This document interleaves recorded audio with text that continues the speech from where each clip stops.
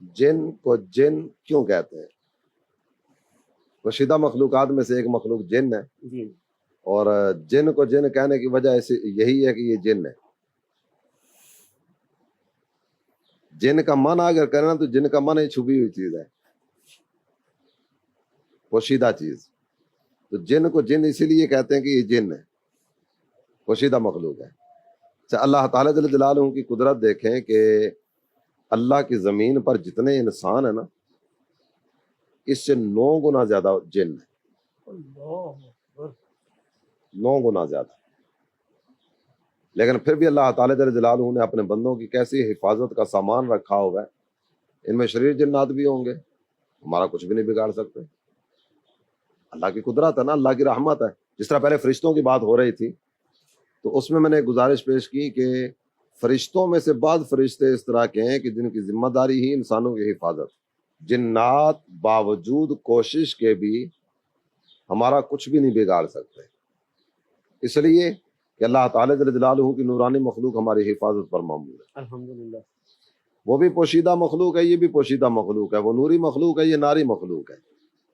آپ نے ذکر کیا کہ ان کو کس چیز سے پیدا کیا گیا؟ خلق الجان من مارج من نار۔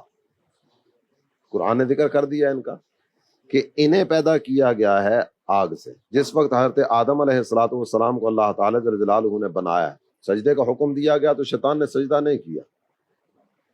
جب اللہ تعالیٰ جل جلالہ نے پوچھا نا ما منعک اللہ تسجد اذ امرتک، یہ سجدے کا حکم تو میں نے دیا تھا، تو نے سجدہ کیوں نہیں کیا؟ تو اس کی زبان پر آیا تھا انا خیر من، میں اور انہیں سجدہ کروں، یہ نہیں ہو سکتا، میں ان سے بہتر ہوں۔ خلقتنی من نار وخلقتہ من طین، اے اللہ تو نے انہیں پیدا کیا مٹی سے اور مجھے پیدا کیا آگ سے، میں بہتر ہوں۔ تو خلقتنی من نار، جنات پیدا کیے گئے آگ سے۔ جب ویسے اگر دیکھا جائے تو شیطان نے جو بات کی ہے اس بات پر تھوڑا سا اگر غور کریں، اپنا اپنا ذہن یا اپنی اپنی سوچ یا اپنی اپنی عقل کا سلسلہ ہوتا ہے۔ اللہ کی بارگاہ میں اپنی عقل کے گھوڑے دوڑا رہا ہے، میں بہتر ہوں اس لیے کہ میں آگ سے پیدا ہوا ہوں۔ جبکہ اگر دیکھا جائے تو ہر جگہ عقل دوڑانے والی نہیں ہوتی۔ ذرا سرکار دو عالم صلی اللہ تعالی علیہ وسلم کی بارگاہ کے تعلق سے یہ بالکل واضح طور پر ایک بات ذکر کی نا، عقل قرباں کن بپیش مصطفیٰ۔ حضور کی بارگاہ میں حاضری ہو تو عقل کو قربان کر دو۔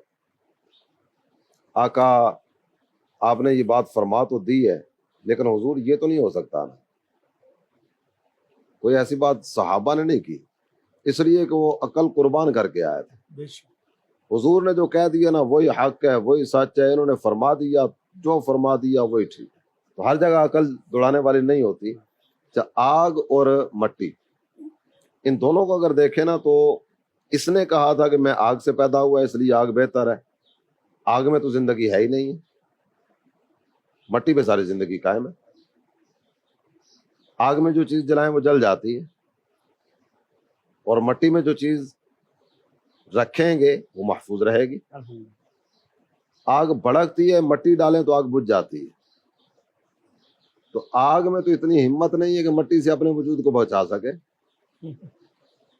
آگ میں جلایا جاتا ہے اور مٹی میں خزانہ محفوظ کیا جاتا ہے۔